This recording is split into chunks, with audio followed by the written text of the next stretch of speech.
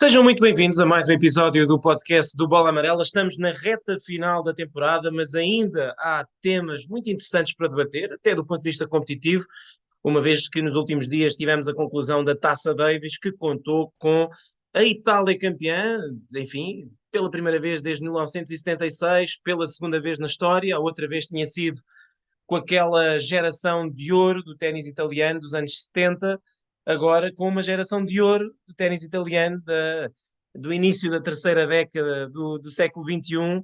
Muitas vezes aqui falamos do ténis italiano, de como há uma série de valores a despontar, por exemplo, nas Next Gen Finals esta semana que estão a decorrer.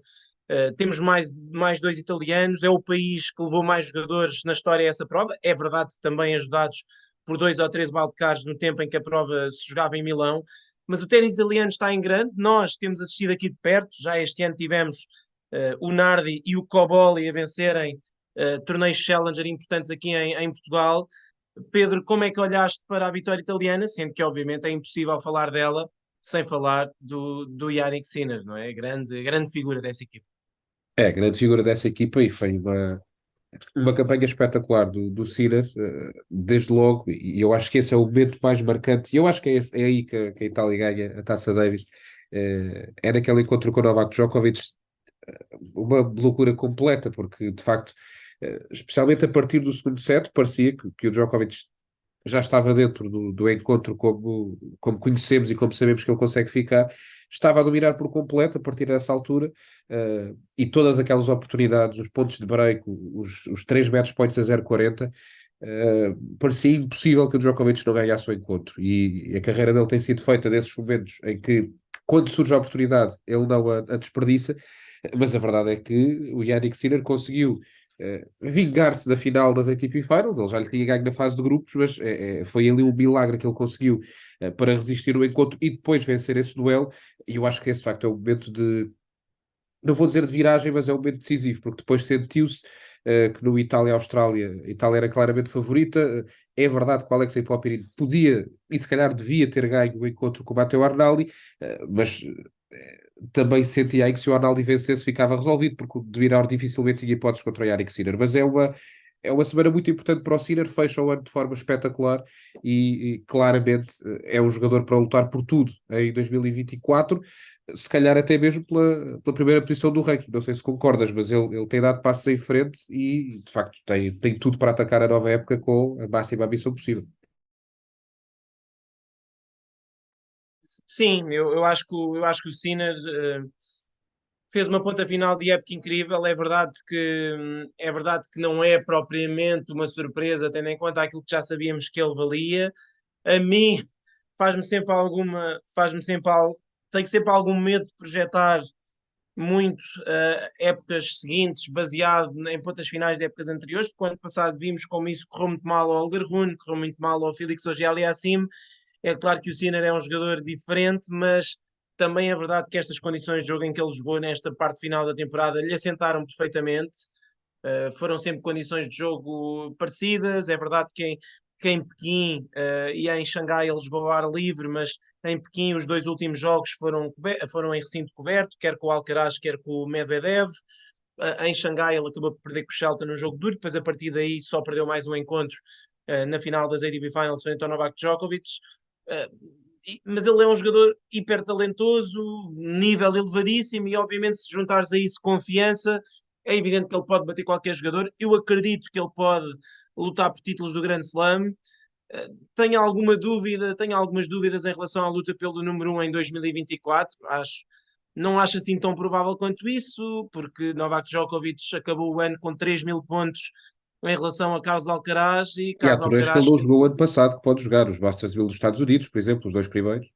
Exatamente, mesmo que não defenda os grandes slams, e vai já ter um grande slam para defender num torneio onde Carlos Alcaraz defende exatamente 0 pontos.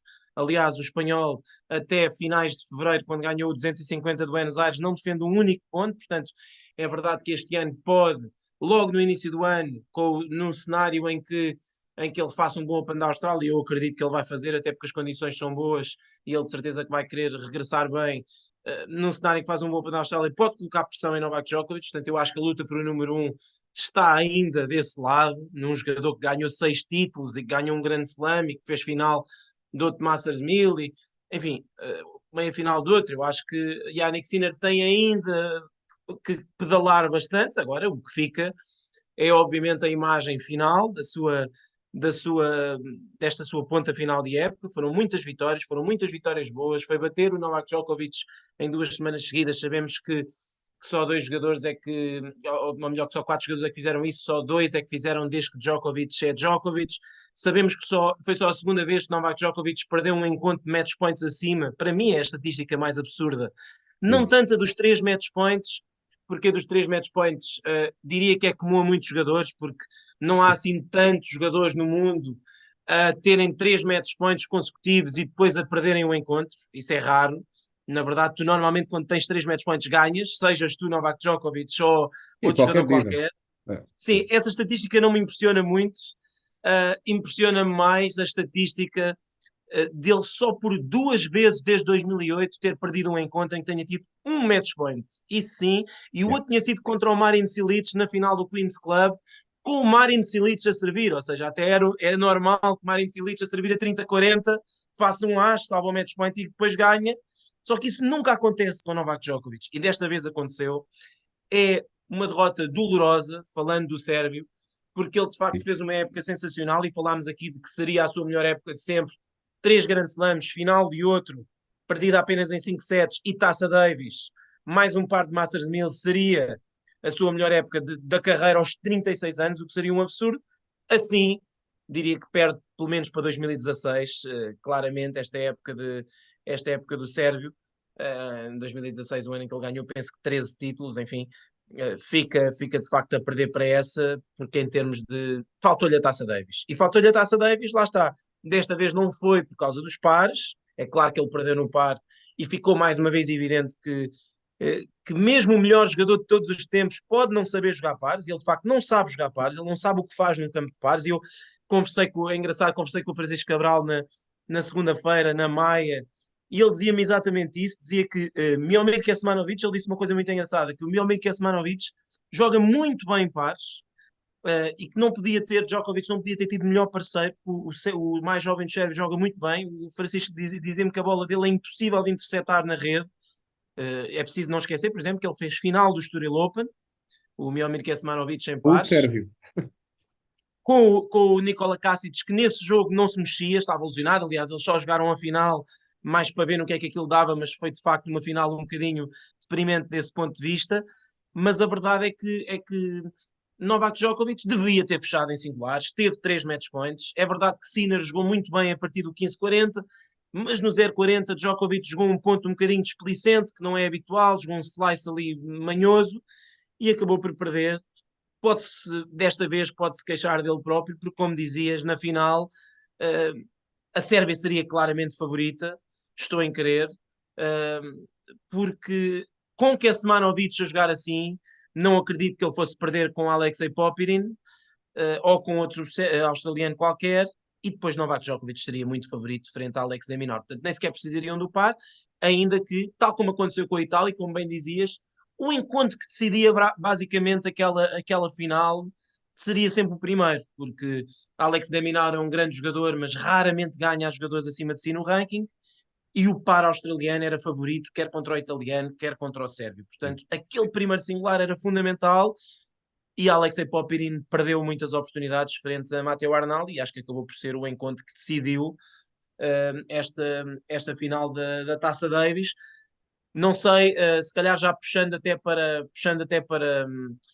Portugal e para o nosso encontro com a Finlândia, diria que a Finlândia foi a grande surpresa, não é, da semana, pela forma como eliminou o Canadá e pela forma como chegou ali àquela meia final e até podia se calhar ter feito um bocadinho melhor, porque de facto o Emil Rossovori estava lesionado, é preciso ver que eles passaram à meia final sem o Rossovori e o Rossovori também não jogou grande coisa frente ao Deminar, porque de facto não estava a 100%, mas como é que tu olhas para essa Finlândia e para esse confronto que vamos ter em fevereiro?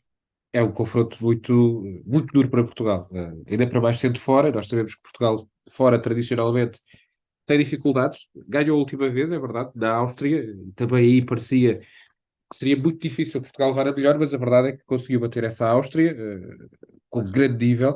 Agora, acho é que frente à Finlândia, se tiver toda a gente, o Rodovori bem, o Virtanen, o Eliovari para jogar os pares, vai ser muito duro. E já se percebeu que o ambiente será também bem caótico para Portugal, porque em Málaga foi uma loucura, eram 3.000 finlandeses muito ruidosos, eu acho que isso também vai obviamente pesar, mas ainda assim, mesmo que Portugal não vá ser o favorito, eu acho que é justo eu acho que se pode dizer que Portugal tem hipóteses de sonhar com esse apuramento. Não acho impossível que Portugal vença. As coisas têm todas de correr muito bem. Temos de perceber também de que maneira é que os jogadores vão lá chegar, mas o Nuno Borges pode ganhar a qualquer um dos jogadores finlandeses e o João Sousa, estando bem, também pode vencer. Nos pares é um bocadinho mais imprevisível, mas eu coloco um bocadinho ao nível da eliminatória com a Áustria. Dá um bocadinho as sensações parecidas, sendo que a Finlândia chega às meias finais. É verdade, bateu o Canadá, mas também o Canadá estava desfalcado. Jogou com o Raonic no primeiro singular, que se calhar até era mais forte do que o segundo singular do Gabriel Diallo. Portanto, isso também diz muito. E a Finlândia jogou com 700 e não sei quantos do mundo nesse primeiro singular, perdeu e depois consegue dar a volta ao Canadá. Mas o Canadá não contou com o OGL assim, não tinha o Shapovalov e eu acho não, tenho a certeza que a história pelo menos era diferente se o Canadá tivesse toda a gente disponível. Mas não deixa de ser uma eliminatória muito dura para Portugal, é mais uma oportunidade histórica, só é pena que de facto não seja em Portugal, não possa acontecer em Portugal como foi com a República Checa. Era bonito ter os portugueses deste lado, mas sendo difícil, eu acho que Portugal tem algumas hipóteses de sonhar. Vai ser muito duro, mas eu diria talvez aí 60-40 para a Finlândia em termos de probabilidades. Não sei se concordas. Sim, eu acho que a seleção finlandesa não nos dá assim uma grande noção de estabilidade. O Emil Rossovori, para mim, é um dos jogadores mais estranhos do circuito. Ele parece que é sempre, nunca é suficiente para ser aquilo que se calhar devia ser. É um jogador que tem muitas vitórias muito boas sobre grandes jogadores, mas também não passa daquilo. E depois tem questões físicas que são inexplicáveis. Eu sou sincero, é um jogador que me faz alguma confusão. Teve uma época incrível, entre julho e agosto. Chega às vésperas do US Open, tem uma gripe e desiste do US Open. Depois faz um bom torneio a seguir ao US Open. Aliás, faz umas boas Davis Cup Finals a seguir ao US Open, completamente recuperado. Vai para a Ásia, já no primeiro torneio da China, adoece outra vez e não joga todo o mês na Ásia, volta para a Europa. Agora joga bons torneios na Europa na parte final do ano, chega à última semana, que é o principal objetivo da época, e tem uma lesão no ombro e também não joga aos quartos de final da Davis. Eh, eu acho que ele não é muito fiável. Ele tem sido fiável normalmente quando joga com o Borges, nomeadamente este ano em Miami, jogou muito bem. Lembro-me de ter comentado esse encontro e ele não deu qualquer hipótese ao Nuno Borges, também vinha muito cansado de uma semana anterior em Phoenix, mas também é preciso não esquecer que ele está ligado a um dos momentos mais importantes da história do ténis português, que foi perder com o João Sousa na final de Pune. Portanto, eu acho que se João Sousa jogar como jogou na Áustria, Portugal pode ganhar. Ahm, diria que das duas opções, a Finlândia é uma das mais acessíveis, não há dúvida. Não é o ideal seria ser em casa, de facto, em casa, em terra batida, aí seríamos E a claramente Suécia, favoritos, talvez, até tínhamos falado antes, a Suécia que acabou por calhar ao sem Brasil, dúvida, isso sem dúvida. seria de facto uma seleção mais fraca. Saiu ao Brasil, não é? É verdade que vai ser na Suécia, provavelmente em condições mais favoráveis aos suecos, mas o Brasil, na minha opinião, também é favorito para E esse ganhou na embate, Dinamarca, portanto vai ser parecido. sim, até porque tem um par à partida melhor do que o sueco, embora os suecos também tenham um bom jogador de pares no Goranson, mas no caso da Finlândia, eu acho que nós podemos ganhar todos os encontros singulares, honestamente, mas também podemos perder, não é? Acho que no primeiro dia Nuno Borges é favorito contra o Otto Virtanen, e se jogar João Sousa, como é expectável que jogue, João Sousa pode perfeitamente ganhar a Emil Rossovori, como já ganhou, como disse, há um ano e meio. João Sousa ganhou a Sebastian Hoffner, que é um jogador que tem feito uma época até melhor do que a de Emil Rossovori, que é um jogador em termos de valor parecido com o Emil Rossovori na Áustria. Portanto, não há razões. lá está, se me dizes é ao nível da República Checa, se calhar em teoria partimos para quando o sorteio da República Checa saiu, Sim. era mais fácil. Só que depois sabemos o que é que aconteceu no Open da Austrália com Jiri Lehetsk e sabemos acima de tudo o que é que Jiri Lehetsk e Tomás Mahat jogaram aqui na Maia. Foi um absurdo o que eles jogaram. Portanto, eu não acredito que Emil Rossovor e Otto Virtanen vão ter um fim de semana assim parecido. Portanto, eu acho que Portugal tem nas suas mãos o destino de poder outra vez lutar pelas Davis Cup Finals. Não estamos a falar dos Estados Unidos, não estamos a falar da França, não estamos a falar mesmo de um Canadá que tenha um dos seus melhores jogadores. Havia tanta seleção pior que podia ter saído que eu acho que do ponto de vista competitivo, é claro que talvez pudéssemos estar aqui a falar do Cazaquistão em casa, ou da Suécia em casa, ou até penso que os Países Baixos também seriam em casa e podiam não trazer um dos seus jogadores e se calhar seria um bocadinho melhor. Mas eu acho que a Finlândia está bem. Seria melhor em casa, mais até porque eu acho que é bom termos ténis deste nível em Portugal, não temos assim tantos, temos meia E dúzia a de terra challengers batida, e e a terra batida ganhava-se alguma vantagem. sem dúvida, sem dúvida. Acho que sim, acho que terra batida, o fator casa, termos a oportunidade também de estar lá a acompanhar de perto, acho que ganharia toda uma É. outra dimensão, mas não deixa de ser sem dúvida uma boa oportunidade para Portugal. Por falar em escandinavos, nós temos aí uma boa novidade para sair, para que sai esta terça-feira, esta quarta-feira, no nosso site. Aliás, nós, enfim, foi uma coisa que chegou ontem. Conta melhor esse processo. Sei que contactaste alguns jogadores de topo, portanto podemos ter eventualmente algumas novidades também nos próximos dias, mas a primeira foi a rápida resposta do Algarrone. Eu sei que ficaste muito agradavelmente surpreendido com a postura do dinamarquês, que se disponibilizou rapidamente para conversar com o Bola Amarelo. Sem dúvida, fiquei impressionado porque, lá está, é um jogador de topo. Este ano foi o número 4 do mundo, está de férias agora e podia estar pouco preocupado com o pedido de um site português para fazer uma entrevista. Eu contactei, foi a mãe dele, que é quem trata da sua vida nesta área. E ela na altura disse que já tinha as entrevistas todas planeadas, mas que podia enviar algumas perguntas e que em alguma altura o Olga responderia.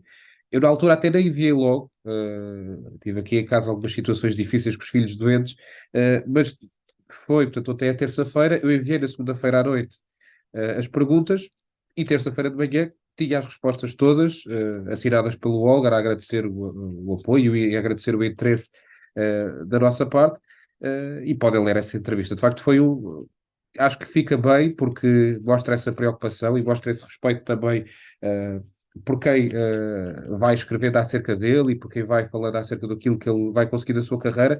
Falou de forma descomplexada de vários temas. Eu, por exemplo, a resposta claramente mais interessante, perguntei-lhe acerca de uma série de derrotas grande que ele teve em 2022, outra já em 2023, depois do Wimbledon, e ele disse: eu tenho sempre um período mau nos anos todos, e isso também é uma coisa que eu espero que o Boris Becker me ajude a evitar que isto volte a acontecer, a fazer o melhor planeamento, a saber parar quando é preciso parar, a aumentar o treino, diminuir o treino.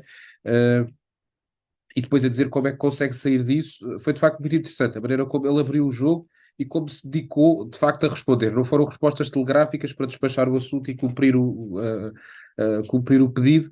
De facto, fica essa palavra ao Olga Ruth que se preocupou e podem ler essa entrevista no nosso site ao longo do dia de hoje. Sim, já sabem que a entrevista está super interessante, como o Pedro disse, há ali uma introspectiva e uma resposta até em que admite algumas falhas e em que admite que precisa de ajuda.